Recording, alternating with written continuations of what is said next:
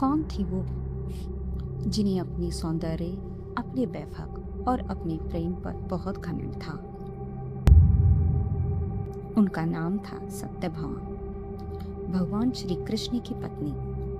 कहते हैं वो सौंदर्य और धन से संपन्न थी। ये कहानी उन्हीं की है। द्वारका का भव्य महल था, जहाँ हर तरफ सोने चांदी की चमक थी, और उसी महल के बीचों बीच बैठी थी रानी सत्यभामा। एक दिन वहां पधारे देवऋषि नारद। नारायण नारायण कहते हुए उन्होंने सत्यभामा का अभिवादन किया। सत्यभामा मुस्कुराई, लेकिन यह मुस्कान में विनम्रता नहीं थी, बल्कि अहंकार की झलक थी। सत्यभामा ने कहा, देवऋषि, आप तो तीनों लोकों में घूमते हैं, बताइए, क्या कहीं आपने मेरा जैसा वैभव और सौंदर्य देखा है? नारद जी ने शांत स्वर में कहा, महारानी, द्वारका में तो हर रानी अद्भुत है, विशेषकर रानी रुक्मणी।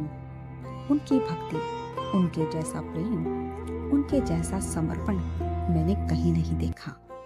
इतना सुनते ही सत्यभामा का चेहरा बदल गया। उन्होंने तुरंत बात काट दी। भक्ति, प्रेम तो वही सच्चा होता है जो वैभव और समर्थ से दिखाया जाए। मैं अपने कृष्ण से सबसे ज्यादा प्यार करती हूँ, और कृष्ण भी मुझसे सबसे ज्यादा प्यार करते हैं। मेरा सौंदर्य और मेरा वैभव ही कुछ ऐसा है जो मुझे सबसे श्रेष्ठ बनाता है। ये सुनते ही महल में कुछ पल के लिए सन्नाटा छा गया, और फिर सत्यभामा ने जो कहा वह बात नारद जी के भीतर तक चुप गई। आप तो साधु हैं, आपको क्या पता प्रेम और वैभव की असली कीमत क्या होती है।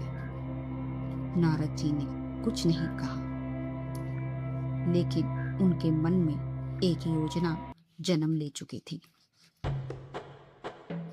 उन्होंने सत्यभामा से कहा, महारानी, यदि आपका प्रेम इतना ही सच्चा है तो एक छोटा सा व्रत कीजिए। सत्यभामा ने गर्व से कहा, देवऋषि, कहिए। आप भगवान कृष्ण को दान कर दीजिए और फिर अपने वैभव से उन्हें वापस खरीद लीजिए। सत्यभामा को यह चुनौती बहुत ही आसान लगी, क्योंकि वह अहंकार से भरी हुई थी। इसीलिए तुरंत उन्होंने इसे स्वीकार कर लिया, और फिर सबके सामने उन्होंने श्री कृष्ण को दान कर दिया। अब बारी थी उन्हें वापस खरीदने की। एक विशाल तराजू लाया गया। एक तरफ बैठे थे श्री कृष्ण, और दूसरी तरफ सत्यभामा ने रखना शुरू किया अपना धन। सोना, चांदी, हीरे, जवाहरात, ना जाने कितने अनमोल रत्न। धीरे धीरे महल का खजाना खाली होने लगा, लेकिन तराजू हिलने का नाम ही नहीं ले रहा था। श्री कृष्ण का पलड़ा अभी भी भारी था। सत्यभामा का आत्मविश्वास अब डर में बदल चुका था। उन्होंने और धन मंगवाया, लेकिन परिणाम वही का वही रहा। अब उनकी आंखों में चिंता थी कि क्या मैं अपने श्री कृष्ण को दोबारा नहीं पा सकूंगी।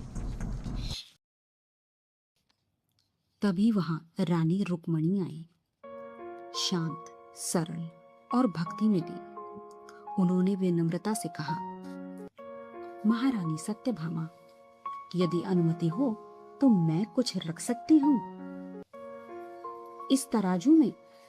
सत्यभामा ने शांत, थके हुए स्वर में कहा, हाँ, आप जो चाहे रख सकती हैं। रुक्मणी जी ने आंखें बंद की, मन ही मन श्री कृष्ण का स्मरण की।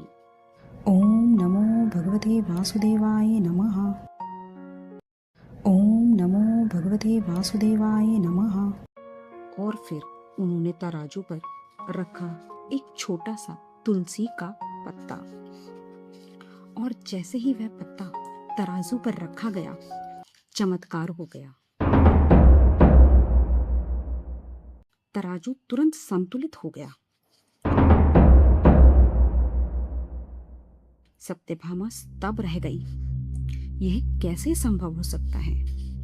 तभी नारद जी वहां आए और मुस्कुराए। उन्होंने कहा, महारानी सत्यभामा, जिस भक्ति को आपने छोटा समझा था, आज वही आपके सारे वैभव पर भारी पड़ गई।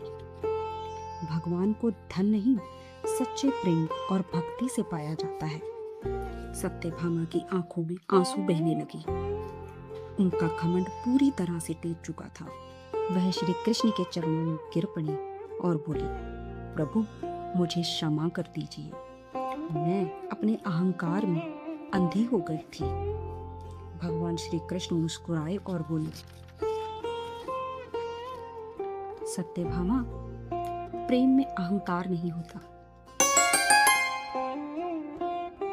केवल समर्पण होता है।